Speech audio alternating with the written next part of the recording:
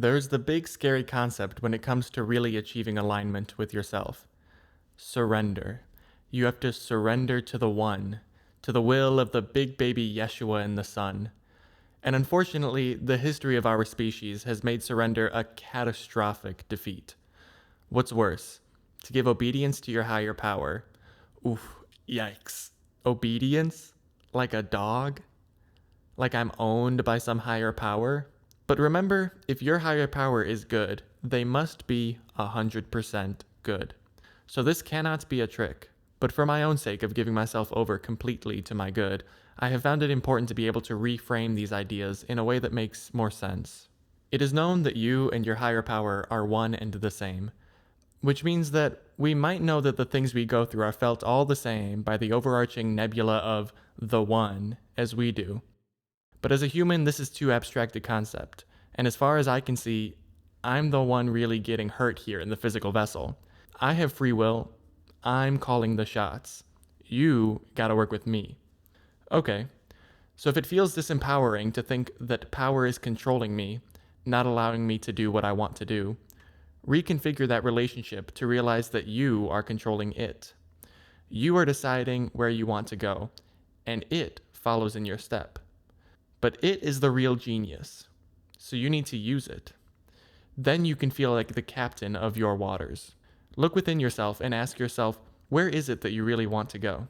And that is the declaration to your genius self to say, head hither and thither, to the serene bays and exciting currents that you find emotionally attractive.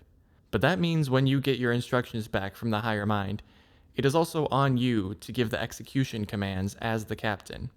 Imagine the analogy of being on a boat, and your crew in the crow's nest says, "Hey captain, I can see the sight of a great island over this way." And you, standing at the helm, say, "Well, I can't see it, so I'm not going to go that way."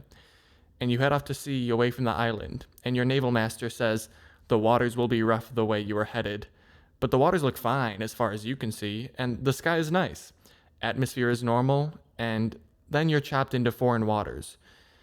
And you sail towards another ship, and your first mate convenes with you saying he knows these men, and they're not friendly. We need to evade. But you've never met them before. Look, they're even waving the peace flag. It'll be fine." And then they approach, and they begin to attack your ship. And the gunner comes and says, "Captain, all the cannons are ready to fire. We are in position." But you haven't checked all the cannons yourself. You're counting, 1 potato, 2 potato, 3. What's all this water doing here?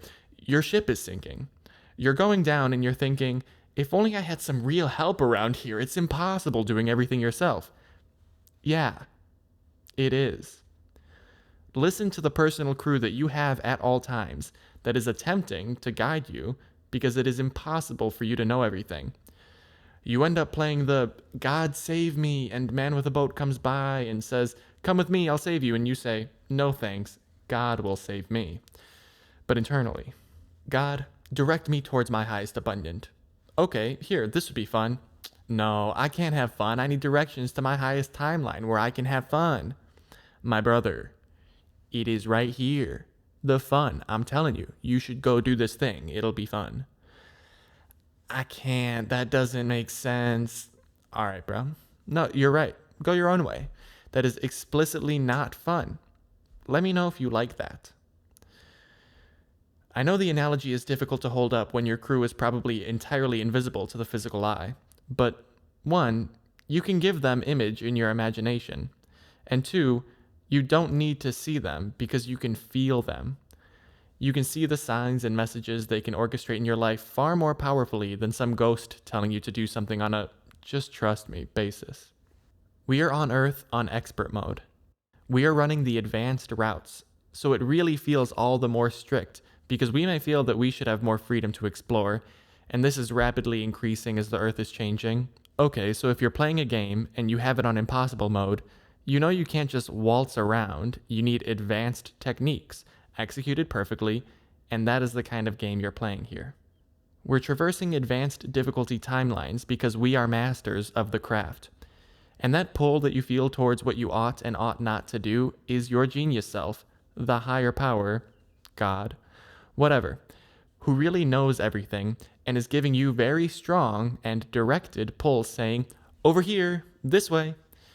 And it can be absolutely insane the way in which we are urged to move through the world. And we have all seen in our own lives and around us how dangerous misstepping can be. This is why the pull has to be so strong, and your free will mind feels it can be so strict. But remember, that pull in your heart, that's your genius telling you what to do. Don't be so caught up thinking all the genius is in your head. You are capable of connecting to the highest of highs. There is so much more power around you than your own brain.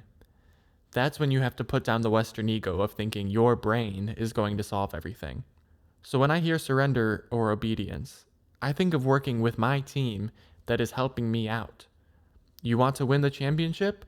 Okay. You have to be fully committed to working with your team. The one, that's you, is all.